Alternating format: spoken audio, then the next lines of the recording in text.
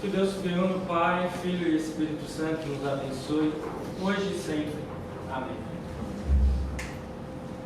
Muito bem, amados no Senhor, hoje nós queremos finalizar uma série de mensagens que iniciamos no mês passado, acerca do chamado. Semana que vem iremos já enfocar a transfiguração do nosso Senhor e daqui a 2 semanas já estaremos na Quaresma. É interessante nós lembrarmos um pouco sobre como nós refletimos nas últimas semanas. Vimos que fomos chamados para sermos santos, consagrados, separados por Deus. Refletimos que fomos chamados para vivermos em união uns com os outros. E, finalmente, o nosso chamado se manifestou de forma magistral, não por poderes grandiosos, mas pela humilhação e cruz de nosso Senhor Jesus. Hoje, então, vamos refletir de que fomos chamados para sermos cooperadores do reino de Deus. Falarmos em cooperação é interessante ilustrarmos apontando para um animal que pode assim passar despercebido por nós, mas que existe em grande quantidade. Aqui em casa tem muito. As formigas. As formigas são um símbolo da cooperação. É um animal eminentemente social.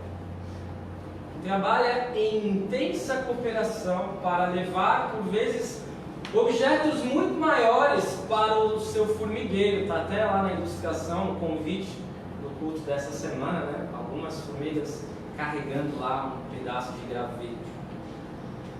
Tarefas como coletar alimento, defender o grupo, são divididas entre os membros de um formigueiro. E assim nós sabemos que o que faz com que um formigueiro tenha êxito, que ele possa continuar subsistindo, é exatamente a cooperação entre as formigas. A cooperação é a base de sobrevivência delas.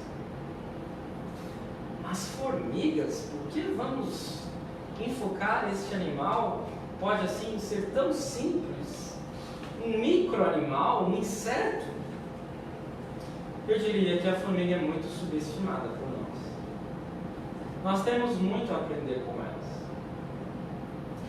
Porque a cooperação que sobra entre todas as formigas, por vezes pode faltar entre nós, nos múltiplos ambientes em que nós convivemos. No culto de hoje, então, vamos refletir continuando a refletir sobre a primeira carta de Paulo aos Coríntios, tendo como auxílio as nossas amigas formigas. Como podemos entender melhor este chamado que recebemos de Deus para sermos cooperadores do reino?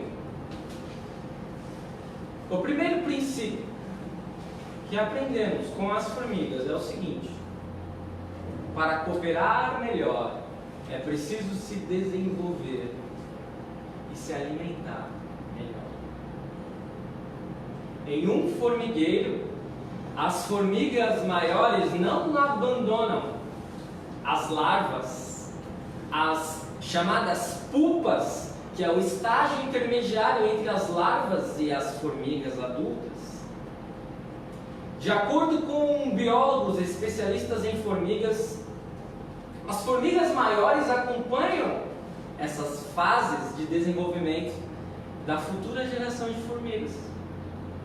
E para você ter uma ideia de como isso acontece e é importante para a manutenção de um formigueiro, a alimentação fornecida às larvas determina se uma formiga se transformará em rainha ou operária. No capítulo 3 da primeira carta de Paulo aos Coríntios, vemos uma admoestação que vai ao encontro do que vimos sobre as formigas e que também fala de alimentação.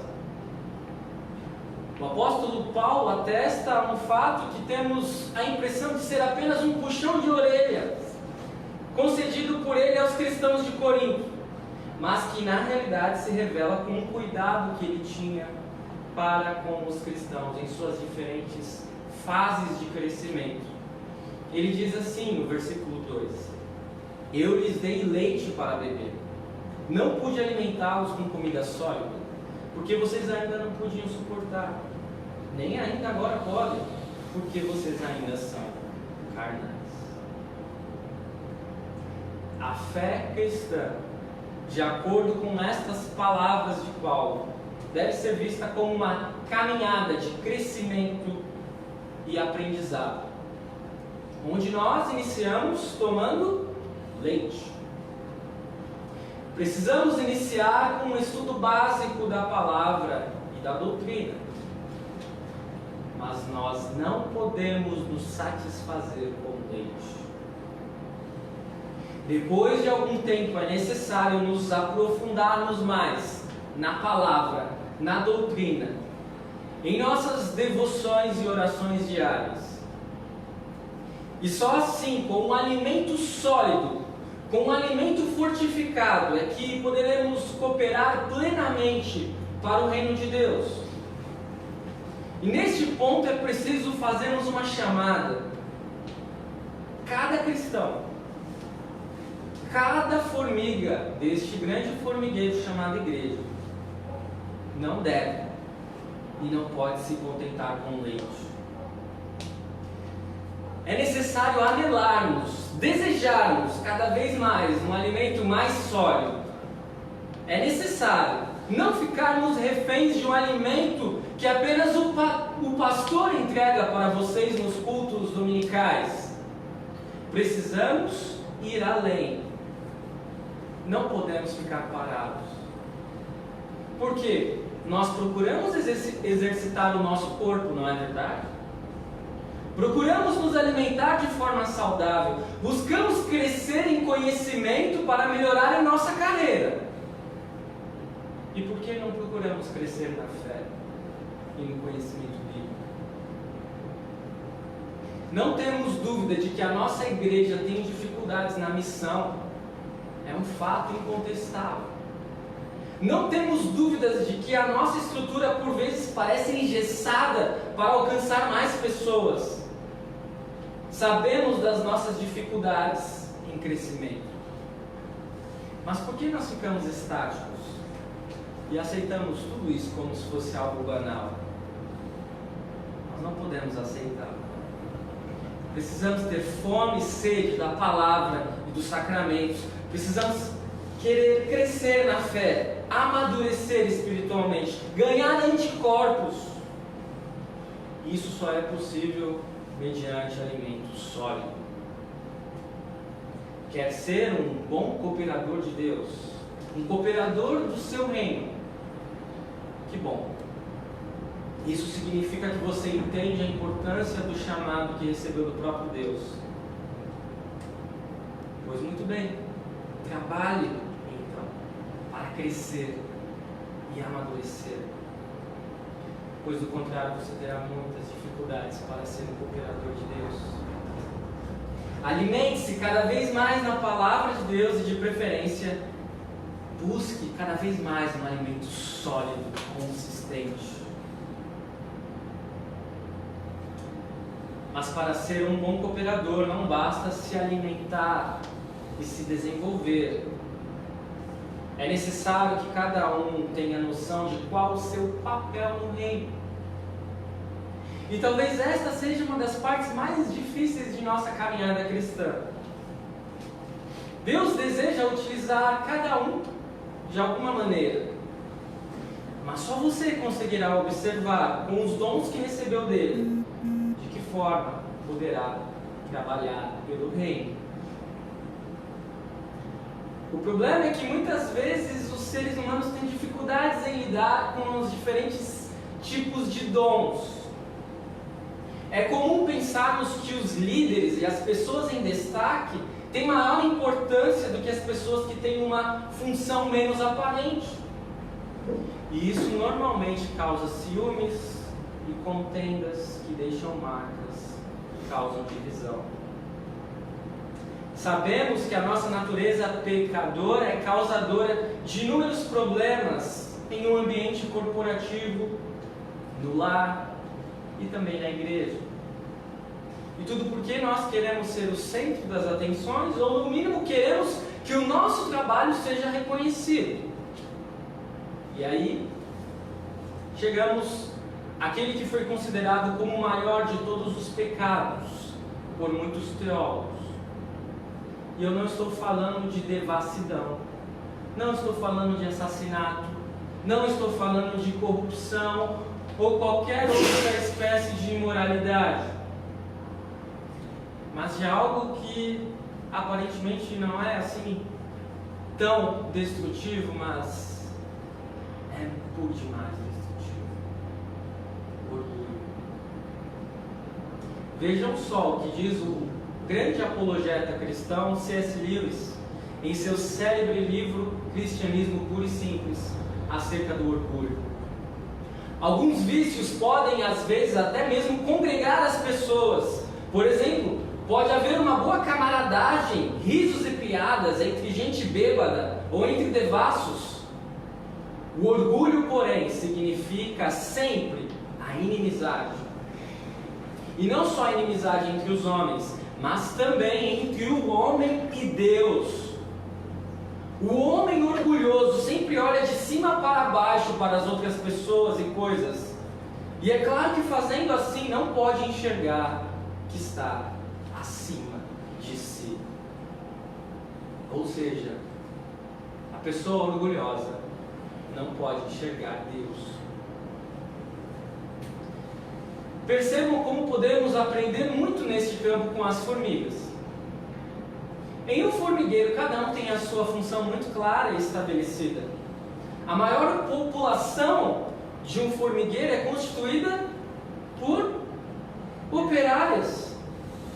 E estas dão a sua vida pela rainha, levam alimento para o formigueiro, avisam de iminente perigo para as outras, e elas se comunicam muito bem com aquelas anteninhas. E lá em Corinto, o que estava ocorrendo? Sabemos já há alguns cultos que havia um forte partidarismo naquela igreja. E é o que afirma o apóstolo Paulo nos versículos 3 a 7 de nosso texto. Porque se há ciúmes e brigas entre vocês, será que isso não mostra que são carnais e andam segundo os padrões humanos? Quando alguém diz, eu sou de Paulo, e outro diz, eu sou de Apolo, não é evidente que vocês andam segundo padrões humanos? Quem é Apolo? Quem é Paulo? São servos por meio de quem vocês creram, e isto conforme o Senhor concedeu a cada um. Eu plantei, Apolo regou, mas o crescimento veio de Deus. De modo que nem o que planta é alguma coisa, nem o que rega, mas Deus que dá o crescimento. Se disséssemos que em nossa igreja não há partidarismos, estaríamos sendo cegos. Onde os seres humanos convivem, há panelas e divisões. O que não pode ocorrer, ou deixar de ocorrer, é o combate a estas divisões. E especialmente ao orgulho humano, que nos cega, nos divide e faz com que sejamos péssimos cooperadores. Afinal, se desejo que meu grupo se sobressaia, estarei preocupado em cooperar apenas com aqueles que pertencem ao meu grupo, enquanto a minha preocupação deveria ser sempre em cooperar para o reino. O que falarmos de Lutero? O que podemos falar de Lutero? Se não fosse Lutero, possivelmente não estaríamos aqui. O resgate do Evangelho e da pureza da palavra, isso poderia não ter ocorrido. Seria a importante contribuição deste reformador há cerca de 500 anos. Muitas coisas ruins que estavam ocorrendo poderiam continuar ocorrendo por muito tempo. Mas vejam o que Lutero pensava acerca de si mesmo e de seus seguidores. Ele disse assim: peço omitir meu nome e ninguém se chamar de luterano, mas cristão. Quem é Lutero? A doutrina não é minha. Tampouco fui crucificado em favor de alguém. Em 1 Coríntios 3, 4 e seguintes, Paulo não quer que os cristãos se chamem de paulinos ou petrinos, mas cristãos. Que pretensão seria essa de um miserável e fedorento saco de velhos? Como se eu quisesse que os filhos de Cristo fossem chamados por seu desastroso nome. Que não seja assim, amigo. Vamos extirpar as siglas partidárias e nos chamar de cristãos, de quem temos a doutrina. De minha parte, não sou, nem quero ser mestre de ninguém. Junto com a comunidade, comungo a única universal doutrina de Cristo, que é nosso mestre exclusivo. Podem parecer palavras fortes demais proferidas por Lutero. Podemos até pensar, de agora em diante, então, vamos ter que mudar o nome da nossa igreja? Mas sabemos que por razões históricas e contextuais o nome ficou. E esse não é o ponto. Também não é um convite ao ecumenismo pleno com todas as igrejas, pois sabemos que existem diferenças doutrinárias que dificultam uma união maior. O ponto a destacarmos é que o nome a ser proclamado não é o nome de Lutero. Não é o nosso nome. Não é o nome da nossa igreja. Precisamos pregar Cristo Jesus, nosso Senhor, o único nome capaz de perdoar pecados e salvar. Por último, portanto, para cooperar melhor, é preciso não apenas evitar os ciúmes e as contendas, mas compreender qual a nossa função. Não importa se você é líder, tem dom musical, dom da palavra, ou gosta de ajudar na limpeza, ou na organização das cadeiras, todos os trabalhos são importantes e no final, todos nós iremos trabalhar pelo bem, não de um formigueiro, mas da igreja. E quando falo igreja, vou além da denominação luterana, falo da igreja invisível, falo da igreja de Cristo. Todos nós iremos cooperar e servir não a uma rainha, mas ao nosso Rei, Jesus Cristo. Não importa qual seja a sua função, saiba que você é um operário ou uma operária. Valioso, valiosa para Deus, mas operário. É o que nos aponta o apóstolo Paulo no final de nosso texto. Ora, o que planta e o que rega são um, e cada um receberá a sua recompensa de acordo com o seu próprio trabalho, porque nós somos cooperadores de Deus. E precisamos ser sinceros, não é fácil sermos operários, sermos cooperadores. Não é algo que traz glamour, status. Pelo contrário, os percalços e as dificuldades serão inúmeros. Podemos nos imaginar como se diz aí no jargão das empresas, como um réu espião, que por vezes passará excessivo calor durante a sua jornada de trabalho, ou quem sabe terá que enfrentar tempestades, sentirá por vezes cansaço e enfado, e que sofrerá para concluir o seu trabalho. Contudo, quando um trabalhador vê, ao final de sua jornada, que todo o esforço valeu a pena, que a obra foi concluída, ele se esquece de todas as dificuldades e se alegra em ter cooperado para a finalização daquela obra.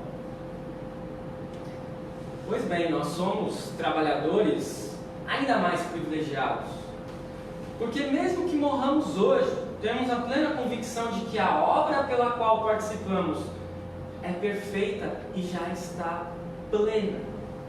Porque Cristo Jesus já completou a parte mais difícil e estamos apenas aguardando o seu retorno. Enquanto isso não ocorre, somos chamados para manifestar o reino de Deus ao mundo. E não há melhor forma de fazermos isso, senão demonstrando o seu amor e a sua misericórdia ao mundo. Talvez a ilustração das formigas nos dê a impressão de que a obra que devemos fazer é manter o formigueiro, a igreja, de pé. Mas se nós olharmos o significado da palavra igreja, igreja significa chamados para fora. Nós não devemos cooperar, trabalhar para mantermos a igreja de pé. A nossa obra nesse ponto é diferente das formigas. Não estamos aqui apenas para pensar no bem daqueles que estão dentro da igreja. Fomos chamados para pensar naqueles que não estão no formigueiro, daqueles que estão fora. Mas para isso precisaremos nos juntar e cooperar, a fim de que não sejamos vistos como indivíduos, mas como um corpo unido e harmônico, o corpo de Cristo. E a melhor forma de fazermos isso é diminuirmos e deixarmos que Jesus aumente. E quando as pessoas visualizarem o amor que temos uns pelos outros e o amor que temos por elas, quem elas verão? Elas verão o nosso Rei. Que assim seja. Amém. E a paz de Deus, que excede todo entendimento, guarde vossos corações e mentes em Cristo Jesus.